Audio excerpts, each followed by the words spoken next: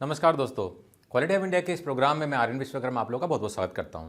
दोस्तों, जब हम मैनेजमेंट सिस्टम की बात करते हैं तो अलग अलग तरह के मैनेजमेंट सिस्टम का हम इस्तेमाल करते हैं। जैसे कि प्रोडक्ट की क्वालिटी और सर्विस की क्वालिटी को मैनेज करने के लिए हम क्वालिटी मैनेजमेंट सिस्टम का इस्तेमाल करते हैं, जिसमें कि कुछ general quality management system standards इस्तेमाल किए जाते हैं, जैसे कि ISO 9001 2015, और इसके अलावा कुछ इंडस्ट्री स्पेसिफिक भी स्टैंडर्ड्स हैं, जैसे कि IATA 16949 हो गया ऑटोमोटिव इंडस्ट्री के लिए, ISO 13485 हो गया मेडिकल डिवाइसेस के लिए। इस तरीके से अलग अलग और भी स्टैंडर्ड्स हैं जो कि इंडस्ट्री स्पेसिफिक स्टैंडर्ड्स हैं क्वालिटी मैनेजमेंट के लिए, जो कि प्रोडक्ट की क्वालिटी, सर्विस की क्वालिटी को मेंटेन करने के लिए गाइडलाइन प्रोवाइड करती है। अब क्वालिटी मैनेजमेंट सिस्टम के अलावा अगर आपको इन्वायरमेंट के एस्पेक्ट्स और उसके इम्पैक्ट को समझना है, उसको अगर मैनेज करना है, तो आप इन्वायरमेंटल मैनेजमेंट सिस्टम का इस्तेमाल करेंगे, जिसका कि लेटेस्ट वर्जन है ISO 14001 2015। उसी तरीके से हेल्थ सेफ्टी के लिए अलग मैनेजमेंट सिस्टम्स है, एनर्जी मैनेजमेंट के अलग सिस्टम्स हैं। तो तरह तरह के मैनेजमेंट सिस्टम्स का हम इस्तेमाल करते हैं।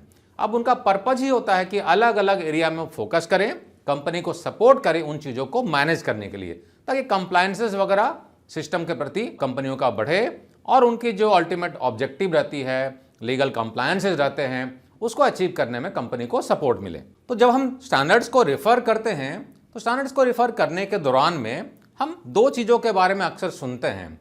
एक है नॉर्मेटिव रेफरेंस, दूसरा है इंफॉर्मेटिव रेफरेंस। और काफ़ी सारे प्रोफेशनल्स को इन दोनों के बीच में कन्फ्यूज़न होता है।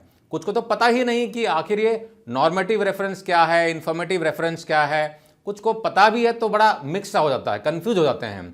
तो काफ़ी सारे क्वेरी मुझे आ रही थी कि इन दोनों के बारे में डिफरेंसेस पर थोड़ा सा क्लियर किया जाए, और हमारे यूट्यूब चैनल में भी काफ़ी कमेंट आ रहे थे, तो मैंने सोचा कि इसका एक वीडियो बना देते हैं। तो चलिए इस वीडियो में हम इन दोनों के बारे में, यानी कि नॉर्मेटिव रेफरेंस क्या होता है और इन्फॉर्मेटिव रेफरेंस क्या होता है, इन दोनों के डिफरेंसेस को समझते हैं। तो दोस्तों, जब हम बात करते हैं नॉर्मेटिव रेफरेंसेस और इन्फॉर्मेटिव रेफरेंसेस की, तो सबसे पहले तो हम ये जान ले कि दोनों के दोनों जो रेफरेंसेस दिए रहते हैं ये किसी एक्सटर्नल डॉक्यूमेंट की बात करते हैं।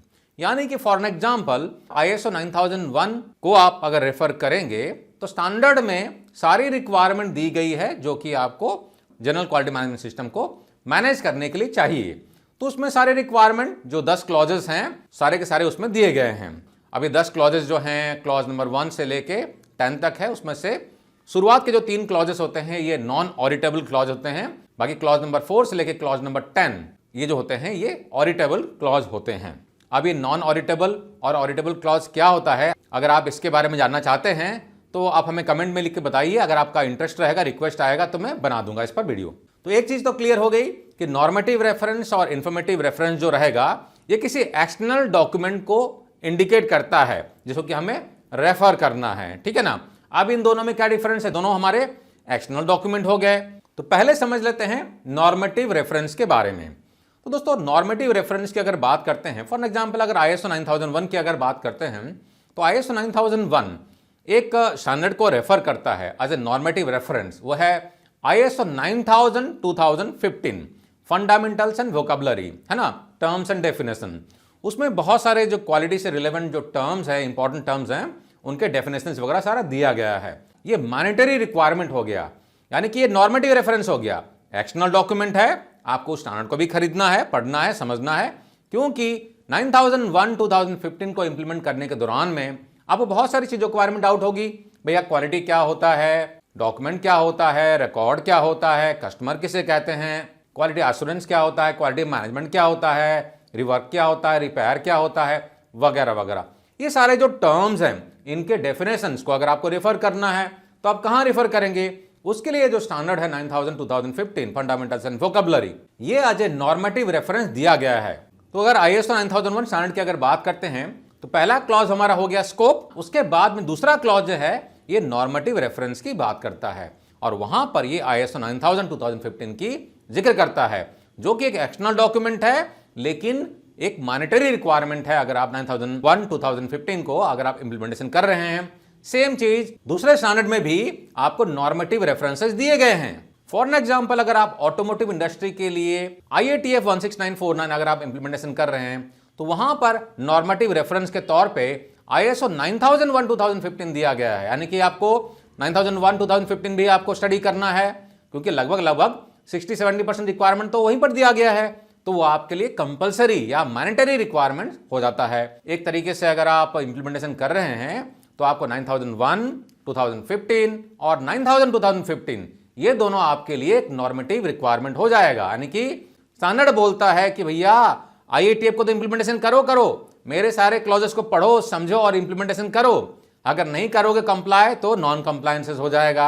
नॉन कंप्लायंसेस में फिर मेजर माइनर वगैरह वगैरह होते हैं। लेकिन अगर आपने किया तो उतना से काम नहीं चलेगा। जो नॉर्मेटिव रेफरेंसेस हैं उसको भी आपको पढ़ना है, समझना है और उस पर भी कंप्लायंसेस करनी है। तो नॉर्मेटिव रेफरेंस हमारे जो होते हैं एक तरीके से आपके लिए मैंडेटरी रिक्वायरमेंट हो जाते हैं। अब बात करते हैं दूसरा पार्ट, यानी कि इंफॉर्मेटिव रिक्वायरमेंट्स या इंफॉर्मेटिव रेफरेंसेस। तो दोस्तों अगर IATF 16949 की बात करते हैं तो IATF में जो 5 कोर टूल होता है APQP, PPAP, MSA, SPC और FME है, बहुत इंपॉर्टेंट टूल है, एक तरीके से पिलर का काम करता है क्वालिटी मैनेजमेंट सिस्टम्स के लिए। लेकिन क्या ये मैंडेटरी रिक्वायरमेंट्स है? नहीं, ये नॉर्मेटिव रेफरेंसेस में नहीं दिया गया है, ये इंफॉर्मेटिव रेफरेंसेस दिया गया है।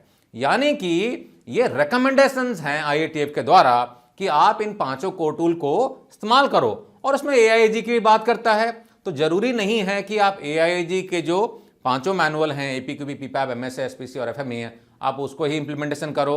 स्टैंडर्ड क्या बोलता है कि आप इनको या इनके जैसे कोई सिमिलर अप्रोच वाले टूल का इस्तेमाल कर सकते हैं। यानी कि कोई कंपलसरी रिक्वायरमेंट नहीं है। तो ये क्या हो गया? ये इंफॉर्मेटिव रेफरेंसेस हैं।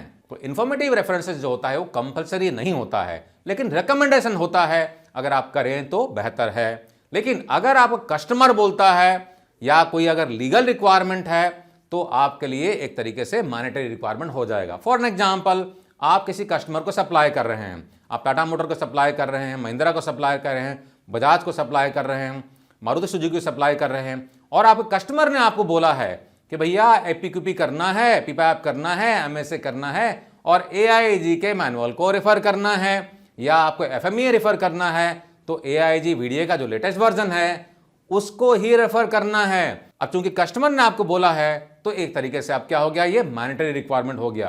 क्योंकि IATF स्टैंडर्ड या ISO 9001 भी बोलता है कि पहले कस्टमर की सुनो। कस्टमर अगर बोलता है कुछ रिक्वायरमेंट तो वो आपके लिए सैल रिक्वायरमेंट हो जाएगा। तो क्लियर हो गया होगा आपको। नॉर्मेटिव रेफरेंसेस जो होते हैं मैंडेटरी रिक्वायरमेंट होता है, जो कि स्टैंडर्ड में दिए रहते हैं, जबकि इंफॉर्मेटिव रेफरेंसेस जो होते हैं वो इंफॉर्मेशन के लिए होते हैं, रिकमेंडेशन होते हैं। कर ले तो बेहतर है, नहीं करेंगे तो दिक्कत हो सकती है। लेकिन अगर मैं 5 कोर टूल की अगर बात करूं तो मोटा मोटी अगर देखें तो मैन्युफैक्चरिंग इंडस्ट्री में लगभग प्रैक्टिस होता ही है। और अगर ऑटोमोटिव इंडस्ट्री की बात करूं तो मोस्टली जो आपके OEM हैं या अगर आपके Tier 1 को अगर सप्लाई कर रहे हैं तो वो भी एक तरीके से कंपल्सरली आपसे डिमांड करते हैं इनको फॉलो करने के लिए। प्रोडक्ट डेवलपमेंट करना है तो कैसे करोगे आप? APQP फॉलो करना पड़ेगा। कस्टमर से प्रोडक्ट अप्रूवल कैसे लोगे आप? PPAP सबमिट करना पड़ेगा। PPAP सबमिट करेंगे तो उसमें MSA भी आ जाएगा, SPC भी आ जाएगा और FME भी आ जाएगा, है ना। तो ये बहुत इंपॉर्टेंट टूल्स हैं। लेकिन अगर नॉर्मेटिव रेफरेंसेस और इंफॉर्मेटिव रेफरेंसेस के डिफरेंस के नजर से देखें तो इंफॉर्मेटिव रेफरेंस के तौर पे 5 कोर टूल्स इंफॉर्मेटिव रेफरेंसेस है, कंपलसरी रिक्वायरमेंट IATF के द्वारा नहीं है। तो दोस्तों मैं आशा करता हूं इसमें आपको डिफरेंसेस क्लियर हो गए होंगे कि नॉर्मेटिव रेफरेंसेस क्या होता है, इंफॉर्मेटिव रेफरेंसेस क्या होता है। मैंने कुछ एग्जांपल देके भी आपको समझाने की कोशिश की। वीडियो अगर पसंद आया दोस्तों इसको लाइक करना ना भूलें और इसका लिंक अपने दोस्तों के साथ में, कलीग के साथ जरूर शेयर करें ताकि उनको भी कुछ सीखने का और आगे बढ़ने का मौका मिले। और हाँ दोस्तों, अगर इन टूल्स के बारे में जैसे कि 5 कोर टूल हो गया या इंटरनल ऑडिटर हो गया, 6 सिग्मा हो गया, लीन मैन्युफैक्चरिंग हो गया या बाकी जो बेस्ट प्रैक्टिसेस हैं, इसके बारे में अगर आप सीखना चाहते हैं, समझना चाहते हैं तो क्वालिटी हब इंडिया के पोर्टल को आप जरूर एक्सप्लोर करें। courses.qualityhubindia.com पर विजिट कर सकते हैं आप और हमारे 100+ कोर्सेज को आप एक्सप्लोर कर सकते हैं। चाहे तो आप हमारे ऐप को गूगल प्ले स्टोर से या एप्पल के स्टोर से डाउनलोड करके भी वहाँ से भी कोर्सेज को आप एक्सप्लोर कर सकते हैं। बहुत ही नॉमिनल चार्जेस में वर्ल्ड क्लास कोर्सेज, कंटेंट आपको इतना अच्छा कहीं नहीं मिलेगा। डिटेल इलाबोरेटिव थ्योरी पार्ट मिलेगा, इलाबोरेटिव केस स्टडीज मिलेंगी आपको, प्लस आपको रिलेवेंट डॉक्यूमेंट्स मिलते हैं, आपको लाइव डाउट क्लियरिंग सेशंस मिलते हैं 1 साल के लिए। हर तरीके से आपको सपोर्ट किया जाता है, कैरियर काउंसलिंग मिलते हैं। हजारों स्टूडेंट्स दोस्तों 50+ कंट्रीज से हमारे कोर्सेज को एक्सप्लोर करके नई नई ऊंचाइयां छू रहे हैं। तो आप भी देर न करें और हमारे कोर्सेज को अभी ज्वाइन करें। और हाँ, अगर आप चाहते हैं कि क्वालिटी हब इंडिया आपके यहाँ पर किसी तरह कंसल्टेंसी प्रोवाइड करे, आपके यहाँ पर किसी तरह क्लासरूम ट्रेनिंग प्रोग्राम करे या सिस्टम सर्टिफिकेशन करना है, सप्लायर डेवलपमेंट करना है, सुपरवाइजर डेवलपमेंट प्रोग्राम करना है, किसी तरह के एंगेजमेंट के प्रोग्राम्स अगर आपके यहाँ पर हैं तो आप उसके लिए भी हमें कॉन्टैक्ट कर सकते हैं। तो हमारे साथ देने के लिए दोस्तों बहुत बहुत धन्यवाद। टेक केयर दोस्तों, नमस्कार।